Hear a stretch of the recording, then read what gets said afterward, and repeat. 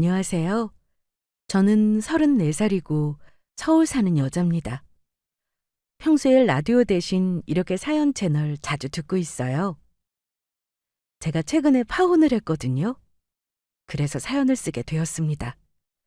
고구마 답답이 사연은 아니니까 끝까지 잘 들어봐 주세요. 저는 파혼 전에는 부산에 있는 친정 외삼촌 회사에서 직원으로 근무 중이었었고, 원래는 제가 서울에서 꽃집을 운영하고 있었습니다. 저는 친정집도 당연히 서울에 있었고 쭉 서울에서만 살고 있었어요. 사실 저희 친정집이 넉넉한 편이라 저는 명문이라고 불리는 대학교에 조경학과를 졸업했습니다. 졸업 후 친정 부모님께서는 제가 원하는 방향에 맞춰서 직업을 정하라고 해주셨고, 제가 가장 관심이 많았던 분야인 플라워 공예 등으로 나가고 싶어서 작게 꽃집을 먼저 차리게 되었습니다. 꽃집을 창업하는 초기 비용은 저희 부모님이 마련해 주셨고요. 제가 배운 것들이랑 교환학생으로 가서 배워온 외국 플라워 공예 기술 등을 접목해서 점차 서울시뿐만 아니라 다양한 지역에서 조경 사업에 참여하게 되었습니다. 그렇게 꽃집은 부로하는 느낌으로 놔두고 보통은 조경 사업 현장 및 플라워 공예 디렉터로 출장을 가는 경우가 많았어요. 당연히 그냥 꽃집만 단순히 운영하는 것보다 사업에 참여하다 보니 웬만한 회사원은 못 따라오는 수준으로 돈을 벌었고요. 하지만 이런 점들은 아무리 친한 사람들한테라도 알리는 것보다 숨기는 게 더 낫더라고요. 혜령아, 너 요즘 잘 나간다며? 요즘 인스타그램이랑 카톡 프사 보면 늘 호텔이고 고급 레스토랑이던데. 나 요즘 이것 좀 해보려고 하는데 돈 좀 빌려주라. 어? 친구 간의 돈 거래는 조금 안 좋다고 들었는데. 아니, 우리가 무슨 보통 친구야? 너 왜 그렇게 째째하게 굴어? 날 못 믿겠다는 거야? 그래서 안 빌려주겠다고? 너 그렇게 안 받는데 잘 나가니까 나를 이제 친구 취급도 안 하겠다는 거지? 그런 거지? 나쁜 년. 그런 말이 어디 있어. 나는 그저 됐어. 빌려주기 싫으면 말아. 대신 우리 우정도 여기서 끝이야. 그깟 돈 몇백 빌려달라는 게 그렇게 잘못이야? 넌 내 친구도 아니야. 내가 내가 뭘 잘못한 거지? 친하다고 생각했던 정말 소중한 친구라고 생각했던 사람들도 결국 돈 빌려달라 등등 시기 질투로 멀어지고 말았거든요. 그래서 돈 문제는 함부로 이야기하지 않는 편이었습니다. 그런 일들을 겪고 나서는 일부러 SNS에 뭘 올리지도 않았고 명품도 티나지 않는 것들만 사고 들었어요. 정말 티내는 걸 안 좋아하게 된 게 바로 그때부터였죠. 사실 저는 친정집안 덕분에 어릴 적부터 부족함 없이 자라서 아무래도 사람을 잘 믿는 편이었거든요. 그래서 돈이 많은 걸 굳이 말하지 않았죠. 표적이 되기 쉬우니까요. 그리고 저는 특히 저처럼 순수한 사람을 참 좋아합니다. 자연스럽게 호감이 간다고 해야 할까요? 아무튼 제가 유독 끌리는 남자는 순수한 면이 있는 사람인데 남자친구도 바로 딱 그런 사람이었습니다. 남자친구는 부산 사람이고 부산에서 직장을 다니고 있는 사람이었어요. 그런데 서울로 출장이 많아지게 되면서 그렇게 저를 만나게 된 것이었습니다.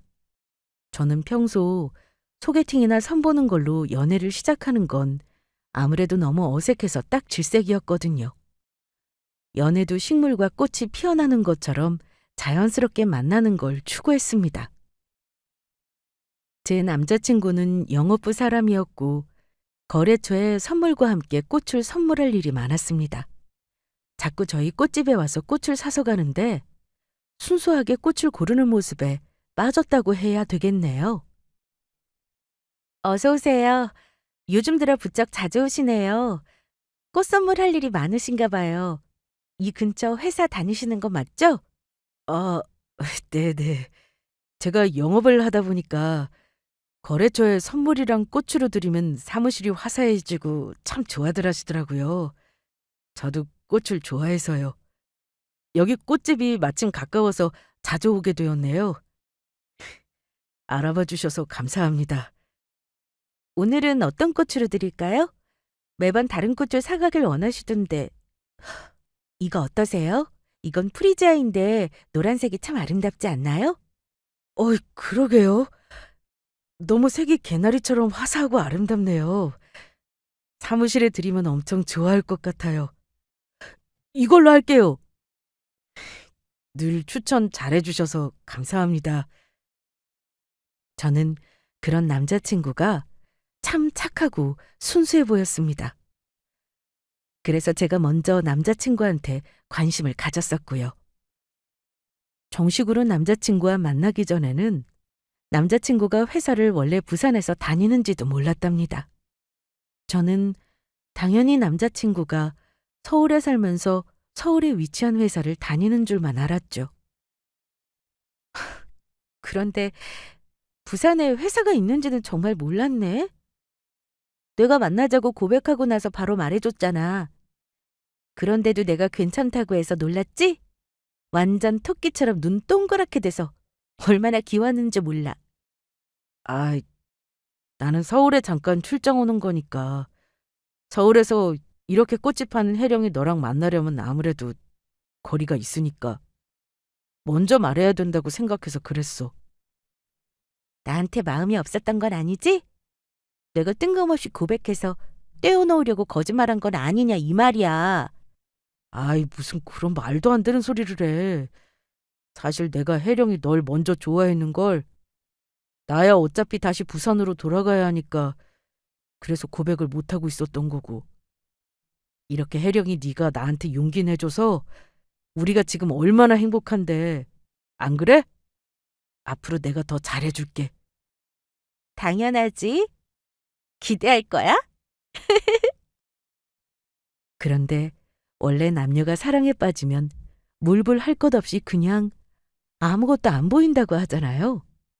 딱 저와 남자친구가 그랬습니다.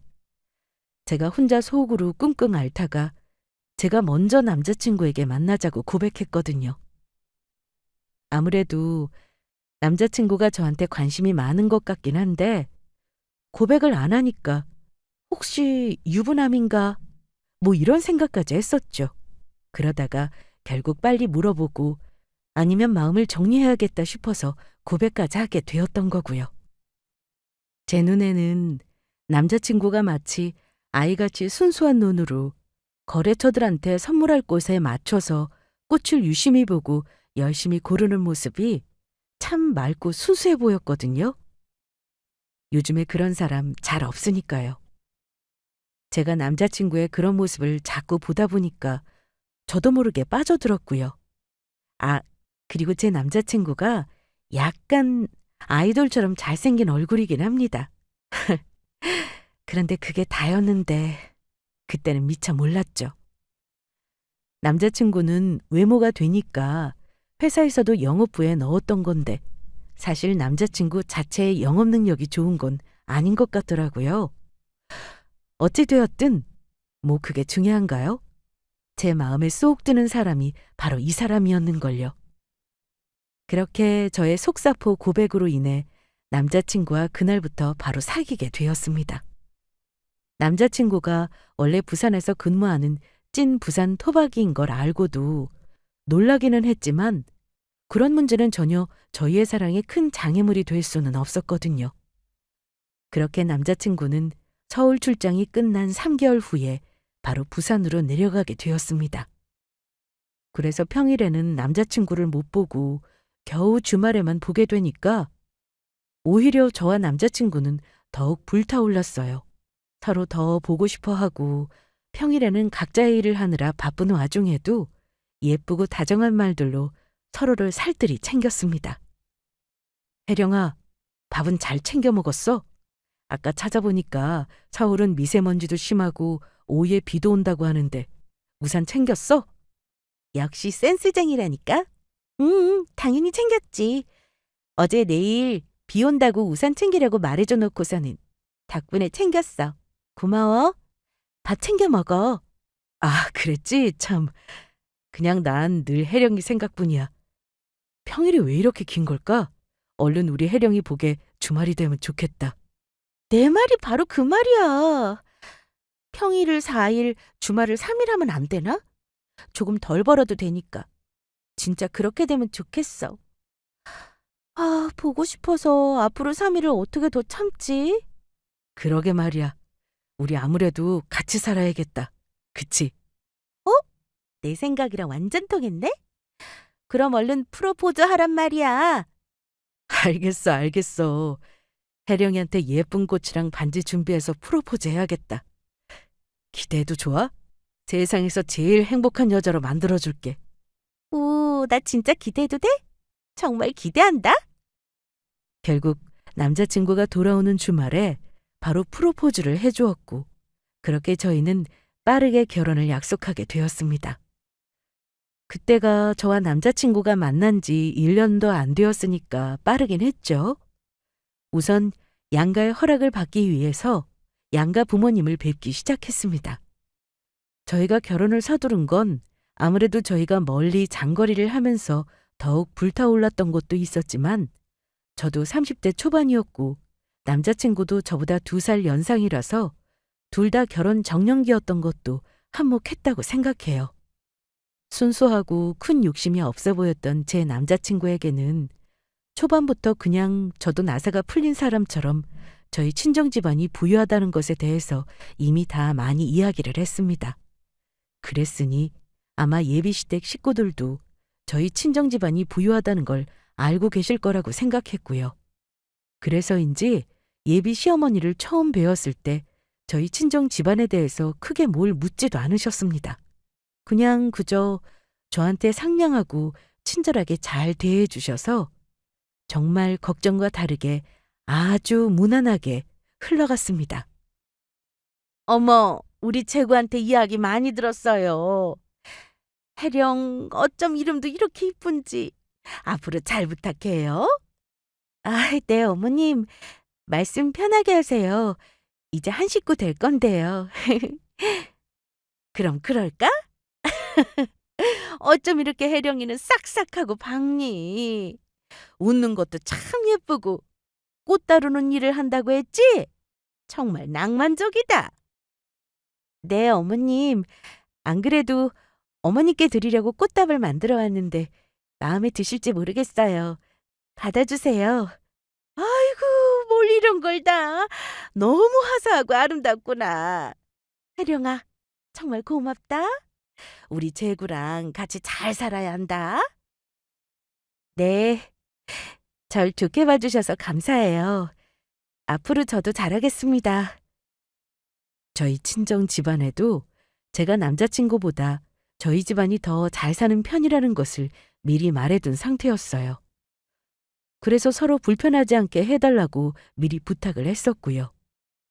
그래서 그런지 양가 부모님들께서도 서로 배려를 많이 해주셨고 굉장히 무탈하게 상견례까지 프리패스를 했습니다. 그렇게 만난 지 1년도 안 돼서 양가에 인사를 드리고 결혼 허락을 받아서 이제 남은 건 결혼 준비만 하면 되는 상태였어요. 남자친구는 서울에서 꽃집을 운영하고 다른 조경 프로젝트들도 서울에서 많은 편이라 저한테 맞춰주기 위해서 부산에서 서울로 올라오기 위해 다니던 회사에 서울이사 발령을 요청했습니다.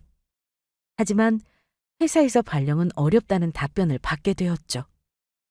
어떻게 하지? 난 서울 발령이 가능할 줄 알았는데 회사에서는 당장은 어렵다고 하네. 서울 발령이 가능하려면 한 2, 3년은 봐야 한다나 봐. 어떻게 하긴 뭘 어떻게 하겠어. 우리 결혼하기로 한 사이잖아. 우리가 계속 떨어져 살면 될 것도 안 될 확률이 높아. 내가 이사 갈게. 뭐? 아니, 그래도 그건 조금... 지금까지 서울에서 꽃집 하면서 만든 단골 손님들은 다 어쩌고. 내가 너무 미안해서 그러지. 그럼 나 결혼해서도 이렇게 주말에만 볼 거야? 주말마다 보러 오는 것도 일이야. 부부가 같이 살아야지. 안 그래? 내가 여기 서울 꽃집 정리하면 되지 뭐. 괜찮아. 정말? 그러면 꽃집 닫고 부산에서 아는 사람도 없이 혼자 괜찮겠어? 아무리 내가 있다고 해도 일도 당분간 못하는 거 아니야? 아, 일.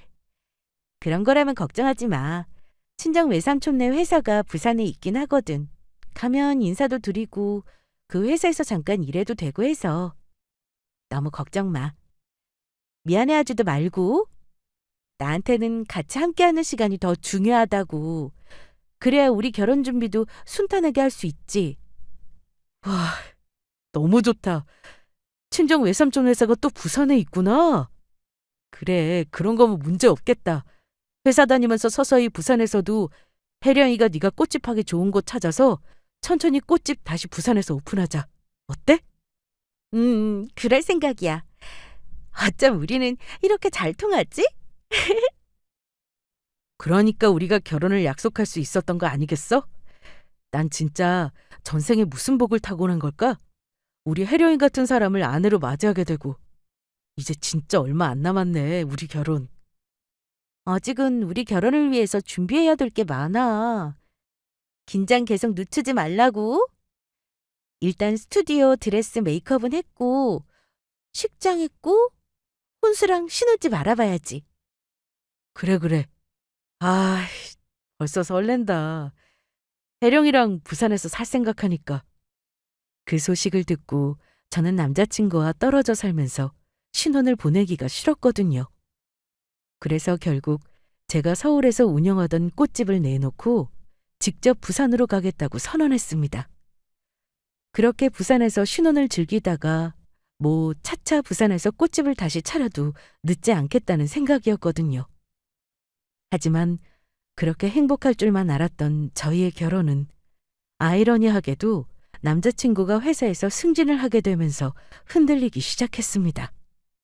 남자친구의 회사는 마스크 감기약 등의 의약품 관련 생산 회사였고 전염병 시국으로 인해서 영업이익이 급격하게 증가하게 되었어요.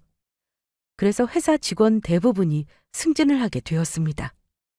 남자친구는 거래처에서 물량 확보가 많아져서 정말 운 좋게도 특진을 하게 되었고요. 저는 바로 부산에서 꽃집 할 곳을 알아보러 다니고 바로 꽃집을 차리는 것보다는 일단은 부산에서 사업을 하고 있는 친정 외삼촌네 회사에 잠시 직원으로 들어갈 계획이었습니다. 남자친구의 특진은 축하할 일이었고 경제적으로도 남자친구가 더 어깨에 힘이 들어가서 저도 좋은 일이라고 생각했어요. 혜령아, 나 특진이래. 다들 승진하기는 했는데 내가 진짜 성과가 높게 측정이 되었더라고. 이게 다 혜령이가 서울 출장 갔을 때 꽃을 잘 골라준 덕분이야. 정말 고마워. 우리 혜령이랑 결혼을 앞두니까 좋은 일이 마구마구 생기는 것 같아. 너무너무 잘 됐다. 정말 축하해. 그럼 당연하지. 내가 얼마나 꽃 전문가인데? 나 같은 복덩이 놓치면 후회한다? 그러니까 나한테 앞으로 더 잘하세요. 아이, 그럼 여부가 있겠어? 당연히 잘해야지. 내가 업고 다녀야지. 아니, 모시고 다녀야지. 그나저나 회사는 어때? 말만으로도 고마워. 난 외삼촌네 회사 다니는 거 괜찮아. 잘 적응하고 있어. 그러니까 걱정 안 해도 돼. 역시 우리 혜령이는 똑똑해서 뭐든 정말 잘한다니까. 혹시나 하고 걱정돼서 물어봤는데 역시나 잘하고 있구만. 그렇게 외삼촌네 회사에서 일한 지 2개월이 지났을 때쯤이었어요. 회사에서 해주는 건강검진으로 저는 다행히 대장에서 용종을 발견하게 되었습니다. 검진 결과를 듣자마자 저는 정말 눈앞이 노래지는 것 같고 정말 놀랍고 무서웠죠. 그런데 의사 선생님 말씀이 요즘에는 워낙 젊은 사람들한테도 많이 나타나는 거라서 걱정하지 말고 치료만 잘 받으면 낫는다고 하시더라고요. 그래서 바로 친정집에 이야기를 했습니다. 아직 남자친구가 저랑 결혼한 게 아니라 보호자도 안 되고 또 이럴 때는 친정 엄마부터 생각이 나긴 하더라고요.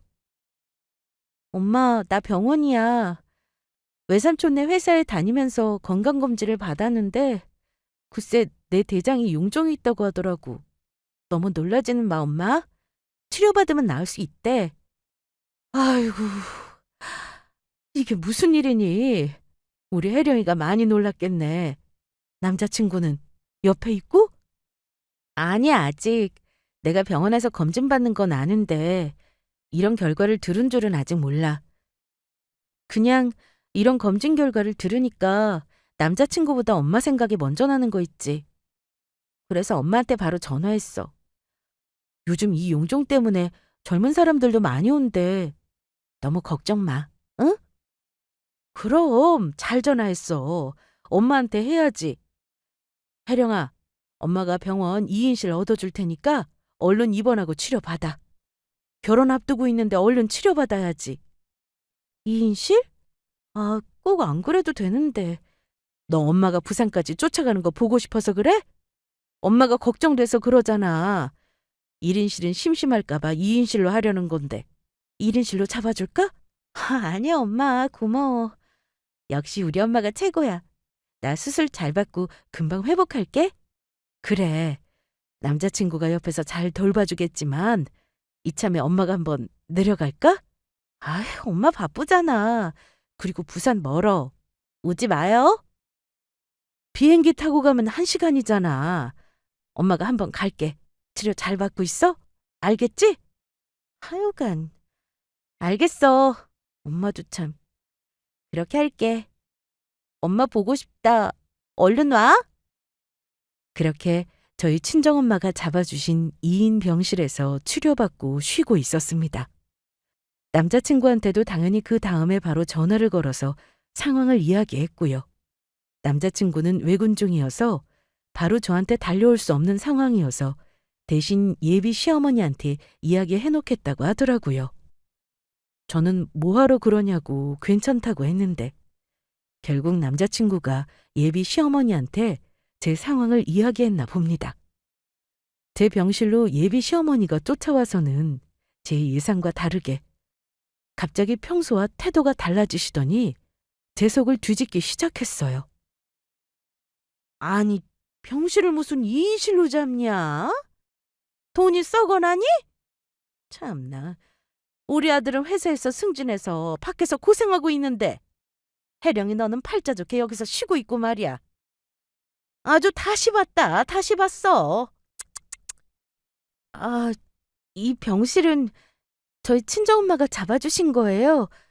저 그리고 수술받고 회복하면 다시 일할 거니까 걱정 마세요. 저는 놀라고 당황했지만 일단은 제가 아픈 것 때문에 혹시 예민해지신 건가 하면서 예비 시어머니를 병원에서 집으로 돌려보내려고 했습니다. 그러자 예비 시어머니는 나가면서 한마디 더 던지시더라고요. 그런데 도대체가 말이야. 어떻게 된 거니? 아니, 우리 아들 월급이 올랐는데 왜 우리 집에 생활비를 한 푼도 안 주는 거냐? 어? 이건 뭔가 잘못돼도 단단히 잘못된 거 아니겠니? 일단은 그것부터 내놔라. 저는 모르는 이야기예요. 남자친구랑 이야기해보세요. 오늘은 이만 가주시고요. 네. 그렇게 호통을 치는 예비 시어머니를 보며 경악을 하게 되었고 저는 모르는 이야기였기 때문에 일단은 병문안은 다음에 오시고 그 문제는 남자친구랑 이야기하시라면서 얼른 내보냈습니다. 그렇게 한바탕 소란이 있고 나서 남자친구가 외근 마치고 병실로 병문안을 왔길래 예비 시어머니가 생활비 이야기를 꺼내시더라. 이게 어떻게 된 일이냐 물었습니다. 그랬더니 남자친구는 난감한 얼굴로 자기가 해결할 테니까 수술이나 잘 받고 회복에만 집중하라고 하더라고요. 아무래도 내 동생도 결혼 준비를 하잖아. 그래서 돈이 이중으로 드니까 아무래도 용돈을 달라고 하신 것 같아.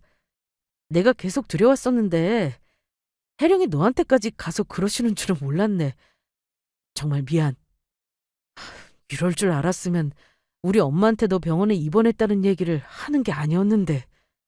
아니야. 이러실 줄 몰랐다며. 나도 많이 놀라긴 했지만 뭐 알아서 해결한다고 하니까 더는 묻지 않을게.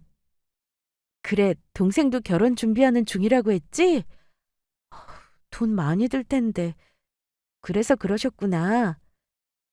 우리 집안일로 이렇게 신경 쓰게 해서 미안해. 우선은 회복하는 게 우선이니까 수술 잘 받고 몸 치료받고 회복하는 거에만 집중하자. 응? 응, 그래야지. 알겠어. 고마워. 저는 뭔가 의심스러웠지만 일단 저를 대하는 남자친구의 모습이 변한 것도 아니었고 그저 예비 시어머니랑 남자친구 사이에 문제가 있거나 아니면 시댁에 돈 문제가 생긴 게 아닐까 지레 짐작만 하고 있었습니다. 일단은 제가 아프고 수술을 앞둔 상태라서 이것저것 신경을 쓸 정신도 아니기도 했고요. 그래서 남자친구의 말대로 제 수술과 회복에만 집중하기로 했습니다. 그렇게 수술을 성공적으로 잘 마친 후 남자친구가 자취하는 부산집에서 혼자 회복하면서 치료를 받고 있었어요. 신혼집은 당연히 따로 부산에서 구할 생각이었는데 구하기 전에 일단 남자친구가 살던 자취방에 같이 살고 있었거든요. 그런데 예비 시어머니가 또 말도 없이 제가 있는 걸 알면서도 그 집에 불쑥 찾아왔습니다. 그러더니 다짜고짜 제 지갑을 들고 나가는 게 아니겠어요? 예비 시어머니는 나가면서 이런 이야기를 하더라고요. 내가 그동안 우리 아들 키우면서 못 받은 그 밀린 용돈 받는 거니까 토를 탈 생각도 하지 말아라. 알겠냐? 혼나고 싶지 않으면 가만히 있어. 네?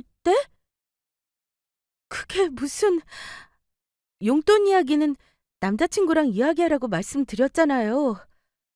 저 몸도 아파서 이러고 있는데 다짜고짜 지갑을 가져가시는 건 무슨 경우인가요? 이건 아닌 것 같아요. 돌려주세요. 어서요. 어차피 결혼하면 다 한 식구인데 이 정도 용돈은 내가 쓸 수 있는 거지. 쓰고 지갑은 다시 돌려주마. 혹시 예비 신우의 혼수랑 이것저것 준비하는데 돈이 부족해서 그러시는 거예요? 남자친구랑 얘기했는데 남자친구가 알아서 해결한다고 했거든요. 용돈 이야기는 얼버무려서 잘 모르지만 너무 많이 하려고 하면 다친다. 응? 그렇게 수술받고 팔자 좋게 누워있는 주제 말이 많냐 말이. 좀 쓸 수도 있지. 저는 예비 시어머니의 그 황당한 태도와 뻔뻔한 모습에 너무 어이가 없어서 화를 확 내버리려다가 마음을 바꿔서 이렇게 대답했습니다. 아, 그러세요? 뭐 그러시던가요? 근데 지갑은 열어보셨어요? 아니, 포나마난 네 지갑이지. 여기 너랑 내 아들 말고 여기 더 같이 사는 사람도 있냐? 뭐 지금 열어봐서 내가 쓸 카드 골라주기라도 하게? 됐다. 내가 알아서 하마. 그러면서 예비 시어머니는 제 지갑을 가지고 나가면서 이런 이야기까지 하기 시작했습니다. 아차! 그리고 결혼 전에 우리 아들이 특진으로 진급을 했잖니? 그러니까 혼수로 1억을 더 해와야 하는 건 알지? 아들 월급이 늘었으니까 당연히 혜령이 네 혼수도 늘려야지. 그런 건 말 안 해도 염치로 알아서 딱딱 해와야 하는 거다. 알겠니? 일단 밀린 용돈은 네 카드로 먼저 쓰마? 그 말을 끝으로 예비 시어머니는 그렇게 집에서 나가버렸어요. 남자친구가 결혼 전에 특진을 한 게 갑자기 혼수로 1억을 더 해올 이유가 된다니. 대체 이게 어느 나라 법일까요? 정말 웃겨서 말이 안 나오더라고요. 제가 남자친구보다 더 돈을 잘 버는 것도 아직 모르는 것 같았고요. 심지어 더 웃긴 건 예비 시어머니가 가지고 나간 그 지갑이 제 친정엄마 지갑인 줄도 모른다는 사실입니다. 제가 건강검진에서 발견한 용종을 수술하고 집에서 혼자 회복하려고 하니까 저희 친정엄마가 저 걱정돼서 집에 오셨거든요. 그리고 잠깐 주차장에 다녀오는 사이에 예비 시어머니가 들이닥쳐서 저 난리를 치고 저희 친정엄마 지갑을 제 지갑인 줄 알고 가져간 것이었습니다. 아파서 수술받고 집에서 회복하고 있는 예비 며느리에게 무슨 용돈을 받겠다고 쫓아와서 지갑까지 털어가다니. 이런 무개념 예비 시어머니를 보니까 그동안 있던 정도 다 뚝 떨어질 지경이었죠. 그래서 저는 바로 친정엄마한테 전화를 걸었습니다. 전화 통화로 이 말도 안 되는 상황을 설명하려고 걸었어요. 너 주려고 엄마가 싸온 갈비찜이랑 이것저것 챙기느라 이제 주차장에서 올라갈 거야. 왜 전화했어? 엄마 지갑 도둑 맞았어. 뭐? 그 사이에 그 집에 도둑이라도 들었다는 거니? 어머 세상에, 너 괜찮니? 엄마가 지금 바로 올라갈게. 엄마 진정해. 그 도둑이 바로 예비 시어머니니까. 뭐라고? 뭐 그런 말도 안 되는 일이 다 있니? 아니 예비 사돈이 왜 내 지갑을 가져가? 지금 농담하는 거지? 그치? 엄마 농담 아니야. 나도 농담이었으면 좋겠어. 정말로 무슨 밀린 용돈을 받아간다나 어쩐다나. 게다가 엄마, 예비 시어머니 완전 무개념이야. 내가 지금 무슨 말을 들었냐면 밀린 용돈을 왜 너한테 달라고 해? 미친 거 아니니? 안 그래도 아픈 애한테 와가지고 그럼 그 지갑도 설마 네 지갑인 줄 알고 가져간 거니? 맞아. 결혼 전에 자기 아들이 특진으로 진급을 했으니까 나는 혼수로 1억을 더 해와야 한다면서 자기 아들 월급이 늘었으니까 당연히 혼수도 늘려야 하는 건 상식이라고 그랬어. 나 이 결혼 안 하려고. 뭐야? 아이 미친. 그래, 잘 생각했어. 여러모로 난 이 결혼 밑지는 것 같아서 싫었다. 어디 감히 우리 귀한 딸을. 네가 하도 좋다고 하니까 내가 못 말린 거였지만 우리 서울에서만 살아온 혜령이를 부산 가서 살게 하는 것도 마음에 걸렸고 우리가 훨씬 잘 사는 것도 네가 훨씬 잘 버는 것도 내가 넘어가려고 했는데 이딴 소리 듣고는 우리 딸 절대 못 보내지. 이제는 엄마가 반대다 반대야. 엄마, 내가 너무 그동안 눈을 낮추고 살았나 봐. 결국 급에 맞는 사람을 만나야 했던 건데 남자친구 예비 시어머니가 이 정도 수준인 줄은 몰랐어. 이러면 아무리 내가 남자친구를 사랑한다고 해도 용납 못할 것 같아. 엄마 카드에 뭐 결제 내역 뜬 거 있어? 아니, 아직은 없네. 지금 바로 도난 신고라도 할까? 잘 생각했어. 당장 파혼의 딸. 그래. 그럼 어디까지 하시나 어디 두고 보자. 일단 엄마, 지갑 도난 신고는 천천히 하자. 어차피 도둑 잡을 수 있고 청구도 할 수 있으니까. 그래, 그러자.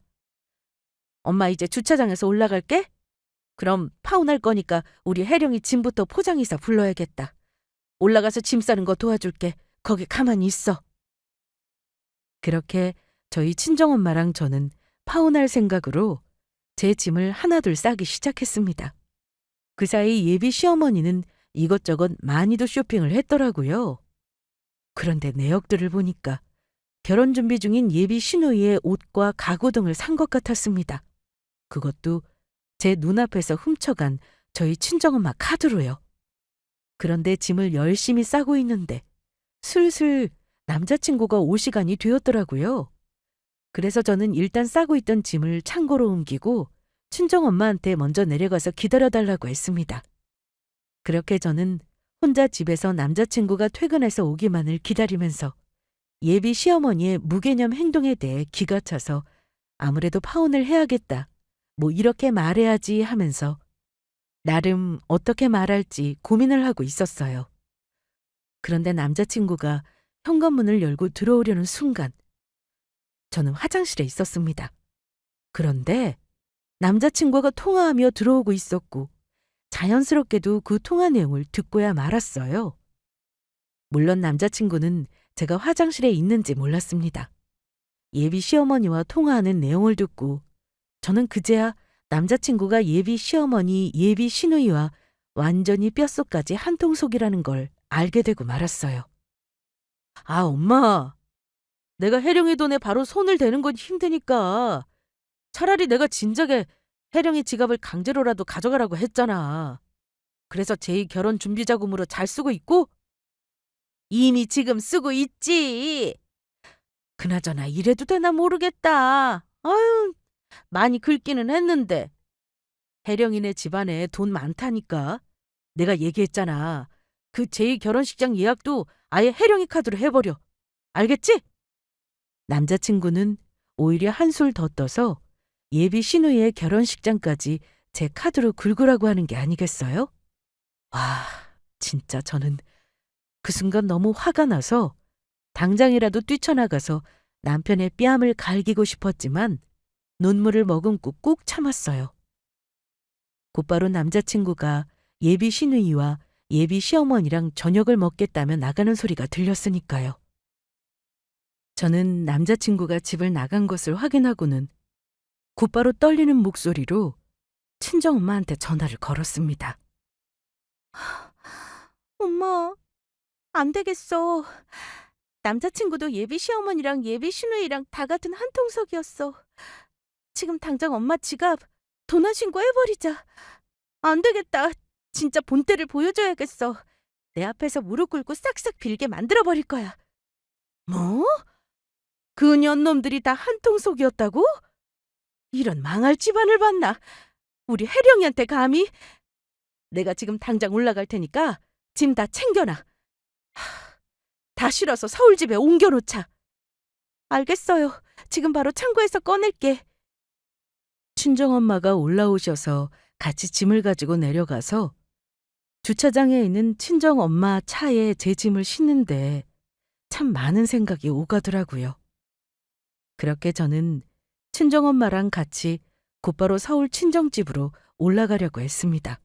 완전히 파혼할 작정으로요. 제가 그렇게 믿었던 순수한 줄로만 알았던 그 남자친구는 사실은 엄청나게 계산적인 사람이었던 것이었습니다. 그 남자친구가 능력도 없고 순수하고 착하다는 딱 그 모습 하나만 보고 제가 부산으로 와서 결혼까지 결심한 거였는데 그런 저의 진심이 이렇게 철저하게 짓밟힐 줄은 몰랐어요. 정말 이렇게 세게 뒤통수를 맞게 될 줄은 꿈에도 몰랐으니까요. 부산에서 곧 입주하려고 제가 알아봤던 신혼집도 어차피 저희 집에서 해준 거라 제 명의였고 지금 사는 집도 저희 결혼식에 맞춰서 원래 주인이 살기로 한 상태라 당장 쫓겨날 걱정을 해야 하는 건 남자친구였거든요. 저는 서울로 올라오면서 부동산에 부산 신혼집으로 바로 내놓았습니다. 그리고는 바로 도난 신고를 했고 저희 친정엄마 지갑을 훔쳐가서 사용한 남자친구와 예비 시누이, 예비 시어머니는 음식점에서 붙잡혔더라고요. 모두 지갑 절도범으로 경찰서에 잡혀갔습니다. 저한테 연락이 와서 경찰서에 가보니까 남자친구와 예비 시누이, 예비 시어머니가 모두 사색이 되어 있는데 어찌나 가관이던지 아직도 그 표정들을 잊을 수가 없습니다. 하지만 그 불쌍한 눈빛을 하고 아무리 쳐다봐도 저와 친정엄마는 남자친구와 예비 시누이, 예비 시어머니를 절대로 용서를 해둘 생각이 없었습니다.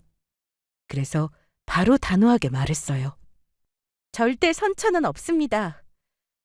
예비 시어머니 덕분에 이 시간부로 남자친구와 파혼할 거거든요. 어찌 보면 참 감사하네요. 능력도 없고 뻔뻔하고 가증스러운 남자친구의 민낯을 알게 해주셔서요. 정말 감사합니다. 제가 그 지갑 주인입니다. 이 세 년놈들 다 콩밥 먹게 해주세요. 합의금 필요 없습니다. 이건 괘씸죄 적용해서 아주 그냥 영원히 가둬놓고 싶으니까요. 그럼 이만. 그렇게 말하고 저랑 친정엄마가 뒤돌아서자 남자친구가 싹싹 빌면서 잘못했다고 하면서 그 와중에도 거짓말을 늘어놓더라고요.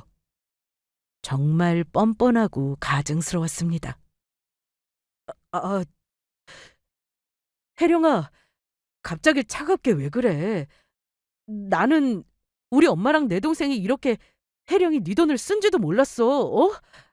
내가 알았으면 가만히 놔뒀을 리가 없잖아. 그러니까 제발 나는 여기서 풀어줘. 어? 와, 끝까지 거짓말을 하려고 해? 넌 너네 식구들 팔아먹고 혼자 살고 싶냐? 절대 안 돼. 꺼져. 우린 파혼이니까. 앞으로 절대 보지 말자.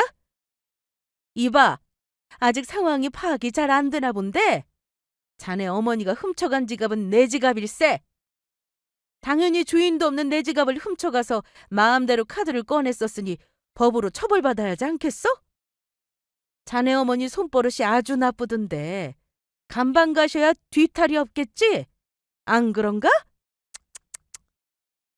그러자 예비 시어머니가 나서서 제 지갑을 분명히 제가 보는 앞에서 가져갔다면서 소리를 치기 시작했습니다. 그래서 저는 이렇게 맞받아쳤죠. 저는 제 지갑이라고 말씀드린 적 없는데요. 맞잖아요. 그리고 제 지갑이든 저희 엄마 지갑이든 남의 카드를 동의도 없이 훔쳐 쓴 건 결국 범죄 아닌가요? 그건 상식으로 알고 계셨어야죠. 이런 도둑질하는 사람들과 한때 가족될 뻔했다는 게 소름 돋네요. 모두 감방에 넣어주세요. 그랬더니 남자친구는 계속 자기는 억울하다면서 발뺌을 하면서 난리를 치더라고요. 정말 뻔뻔한 게 하늘을 찌르고도 남을 정도였습니다. 그래서 결국 제가 아까 화장실에서 남자친구가 예비 시어머니랑 전화통화를 하는 걸 다 엿들었다는 걸 말해줬어요. 그랬더니 그제야 사태 파악이 제대로 된 것 같더라고요. 바닥에 누워서 구르는 게 무슨 바퀴벌레한테 약져서 죽기 전에 몸부림치는 것 같았습니다. 모든 걸 알게 된 남자친구가 자지러지면서 잘못했다고 싹싹 빌었지만 그게 통하겠나요? 전혀 소용없었죠. 저랑 저희 친정엄마는 남자친구와 그 식구들을 절대 용서할 마음이 없었으니까요. 예비 시누이도 옆에서 자기는 몰랐다고, 자기야말로 잘못이 없다고, 자기만이라도 풀어달라고 하는데 어쩌면 그렇게 남매가 똑같은지 정말 소름이 돋을 정도더라고요. 물론 한때 눈이 멀어서 직접 선택한 남자친구였지만요. 제가 반했던 모습과 180도 완전 속이 전혀 다른 사람이라는 걸 알고 나서도 계속 가는 게 미련한 거죠. 저처럼 가차없이 미련 없이 파혼을 선언하고 제대로 버려줘야 하지 않겠어요? 그리고 예비 시어머니한테는 혼수 1억 더 해오라고 한 거에 대해서 해줄 말이 있다며 이렇게 속삭여줬습니다. 제 수익이 얼마인지는 알고 그런 건가요? 혼수 1억? 그거 받고 예물로 5억은 더 받아야 할 것 같은데 어떻게 생각하세요? 아니, 그렇게 잘 버는 줄은. 아니, 너는 왜 그걸 말을 안 해가지고 혼수 얘기까지 하게 만드냐? 네가 진작 엄마한테 예비 며느리가 얼마 버는지 말했으면 그 용돈 핑계대고 얘 혼수랑 옷 사줄 때가 아니었다. 아유, 아유, 얘 내가 미안하다, 애령아. 없던 일로 어떻게 안 되겠니? 웃기시네. 꺼지세요. 싹싹 비는 예비 시어머니에게 꺼져라, 사이다 한 방 먹이고 파혼하고 나니 속이 그제서야 시원해지는 것 같았습니다. 제가 제 연봉을 속삭이면서 알려줬거든요. 그러면서 제가 더 버는 만큼 예물로 5억을 더 요구하니까 예비 시어머니가 바로 납작 엎드려서 빌기 시작했고요. 제가 돈을 이만큼 잘 버는지는 정말 몰랐나 보더라고요. 하긴 남자친구한테도 제가 이만큼씩이나 번다는 건 말하지 않고 숨기고 있었으니까요. 저희 친정집안이 잘 사는 것만 얘기했었죠. 그러기를 참 잘했던 것 같습니다. 안 그러면 이런 남자친구와 예비 시댁 식구들의 검은 속내를 아직도 모르고 있을지도 모르죠. 정말 그 생각만 하면 아주 아찔하네요. 회사에서 특진을 하면 뭐예요? 능력도 없고 철저히 계산적인 걸 속이고 저를 이용하려고 했던 남자친구. 심지어 예비 시누이의 결혼자금까지도 저희 친정집안 돈으로 해결하려고 했던 그 못낸 남자친구를 저는 감방에 쳐넣는데 성공했답니다. 예비 시누이도 예비 시어머니랑 같이 돌아다니면서 쇼핑한 게 CCTV에 고스란히 찍혔더라고요. 그래서 둘 다 감방살이를 면치 못했어요. 심지어 예비 시누이도 이게 동네에 소문이 쫙 퍼져서 결국에는 예비 신랑한테 바로 파혼을 당했다고 들었습니다. 아, 정말 쌤통 아닌가요? 역시 세상에는 인과응보가 존재하는 것 같습니다. 저는 그렇게 남자친구와 파혼하고 부산 생활을 모두 정리하여 다시 서울로 올라왔습니다. 친정 부모님 집에 함께 살면서 지금은 제 꽃집을 다시 시작하려고 열심히 준비 중이랍니다. 제가 이번 파혼을 겪으면서 든 생각은 제가 정말 아니구나 하고 느꼈을 때 그게 맞다는 거예요. 그리고 다른 거 앞뒤 생각하지 말고 정말 과감하게 행동하는 게 정말 중요한 것 같더라고요. 그래서 여러분들에게 저의 이야기가 심심치 않은 용기를 불어넣어주는 이야기가 되었으면 좋겠습니다. 지금까지 저의 이야기를 끝까지 잘 들어주셔서 너무너무 감사드립니다. 항상 좋은 일, 행복한 일 가득하시고 늘 건강하세요. 정말 감사합니다.